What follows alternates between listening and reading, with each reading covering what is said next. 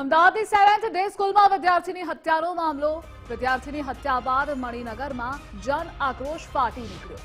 સિંધી સમાજના આગેવાનો દુકાનો બંધ કરાવવા નીકળ્યા. જય શ્રી રામના નારા સાથે ન્યાયની માંગ માટે લોકો રસ્તા પર ઉતર્યા. મણિનગરની એલજી હોસ્પિટલ આસપાસની દુકાનો બંધ કરાવી.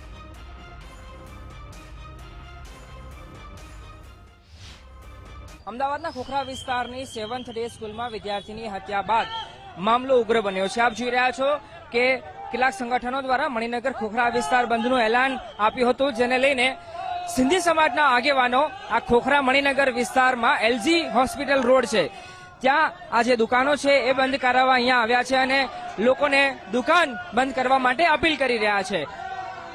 જૂની એલજી હોસ્પિટલ આવેલી છે એની સામે એક આ દુકાન હતી એને પણ બંધ કરાવી છે. એટલે આખા રૂટ પર જેટલી દુકાનો આવેલી છે એ તમામ દુકાનોને બંધ કરવા માટે તેઓ કહી રહ્યા છે, વિનંતી કરી રહ્યા છે. અહીંના સ્થાનિક લોકો છે, એમની સાથે પણ વાત કરીશું. કેટલા લોકો અને શા માટે આ વિરોધ? આ અમારે સિંધી સમાજના સનાતન ધર્મમાં, અમારા હિન્દુ ધર્મમાં એક છોકરો ગુજરી ગયો છે, એને ન્યાય આપવા માટે શાંતિપૂર્વક અમે દુકાનો બંધ કરાવીએ છીએ પ્રેમથી.